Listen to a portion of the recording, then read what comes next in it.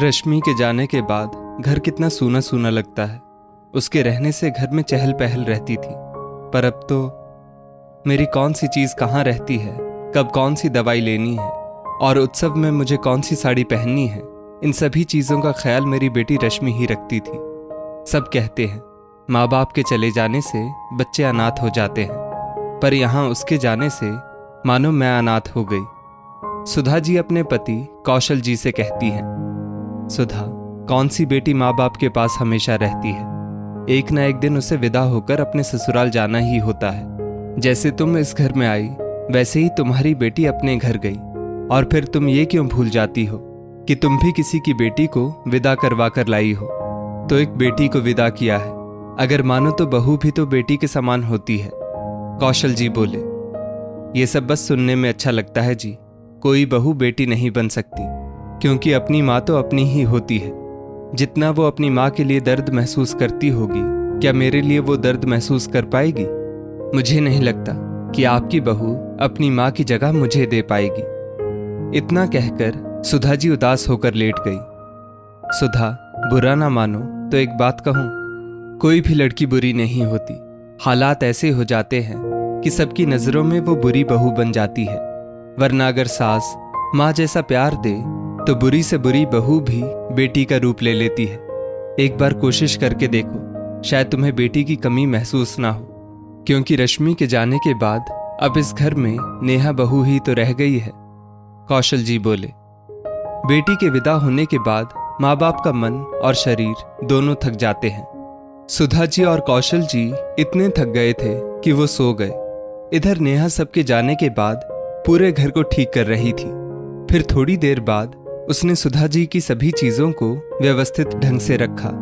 फिर धीरे से सुधा जी के पैरों में तेल की मालिश की और उन्हें कंबल से ढककर अपने कमरे में चली गई थी, और उन्हें पता भी नहीं चला। जैसे ही नेहा कमरे में गई, उसका पति मानव बोला, आ गई माँ की सभी चीजों को ठीक से रखकर, तुमसे भी रहा नहीं जाता है। मम्मी जी को आदत है सुबह जगते ही गैस वाली दवाई लेने की और अपना कमरा व्यवस्थित देखने की।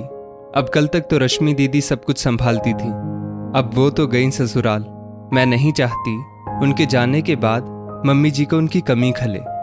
नेहा बोली, तुम जानती हो तुम कितना भी कर लो, मम्मी की बेटी नहीं बन पाओगी, क्योंकि वो बहू को बेटी बनाना ही नहीं चाहती। मानव बोला, मानव बाबू, कोशिश करने वालों की हार नहीं होती। और कहीं आपको डर तो नहीं लग रहा कि मम्मी जी ने अगर मुझे बेटी बना लिया तो वो आपसे ज्यादा मुझसे प्यार करेंगी? नेहा बोली, तुम्हारी हिम्मत की दाद देता हूं, अब थोड़ा आराम कर लो, कल से तुम्हारा काम और बढ़ जाएगा। इतना कहकर दोनों सो गए। अगले दिन सुधा जी अपने वक्त पर जगी तो देखा उनके बिस्तर के बगल में सभी चीजें व्यवस्थित रखी हुई हैं। लगता है रश्मि जाने से पहले मेरी सारी चीजों को व्यवस्थित करके गई है, सुधा जी बोली। कौशल बाबू मुस्कुराते हुए बोले, नींद से जागो सुधा, रश्मि कल अपने ससुराल चली गई। ये सारी चीजें तुम्हारी बहू ने तुम्हारे लिए व्यवस्थित की है, कभी ख्यालों में ही उसे याद कर लिया करो। इतना कहकर कौशल बाबू चले गए। कौशल जी बाहर निकलकर बोले, अरे बहू, सब थक कर चूर हो गए, पर तुम्हारी फुर्ती अभी भी बरकरार है। कल रात सोई थी कि नहीं? लग ही नहीं रहा कि कल इस घर से लड़की की विदाई हुई है। पापा जी, मम्मी जी को बिखरा हुआ घर पसंद नहीं है, इसीलिए मैंने सब ठीक कर दिया, नेहा बोली। तभी उधर से सुधा जी आई और बोली, क्या खाक ठीक किया? पूजा के कमरे में सब कुछ फैला हुआ है, फूल चारों तरफ बिखरे हुए हैं, अब कैसे मैं वहां पूजा करूंगी? कहना बहुत आसान है, पर बहू से बेटी बनना इतना आसान नहीं है। सुधा जी पूजा के फूलों को हटा रही थी। नेहा बोली, मम्मी जी, इन्हें मत हटाइए, मेरी माँ कहती थी बेटी की विदाई के 24 घंटे बाद तक इन फूलों को ऐसे ही रहने देते हैं, ताकि बेटी की यादें और उसकी खुशबू घर में बरकरार रहे। मैं नहीं चाहती कि दीदी की यादें इतनी जल्दी धुंधली हो जाएं। नेहा की बातें सुनकर सुधा जी की आंखों में आंसू आ गए। कौशल बाबू बोले, देखो, इसे अपनी ननद की यादों को ताज़ा रखना है और तुम्हें अपनी बेटी की यादों से बाहर निकलना है। अब बताओ, किसको किससे ज्यादा लगाव है? नेहा ने आगे बढ़कर सुधा जी के आंसुओं को पोंछा और बोली, मम्मी जी, बेटी के जाने के बाद सास के आंसू बहू ही पोंछती है और पापा जी बेटी को विदा करके सास बहू को बेटी भी तो बना सकती है।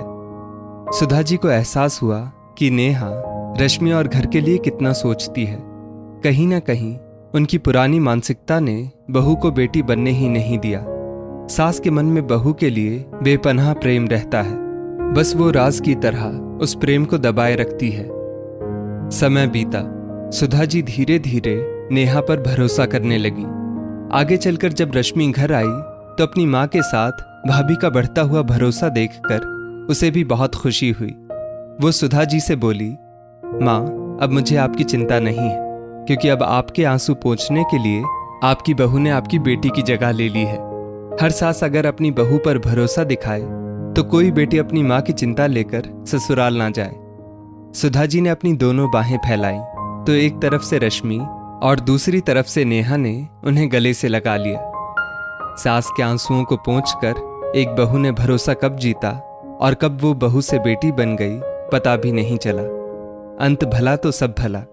बेटी ने माँ की चिंता भाभी को दे दी और बहू ने सास की चिंता को माँ की चिंता समझकर अपनी जिम्मेदारी निभाई।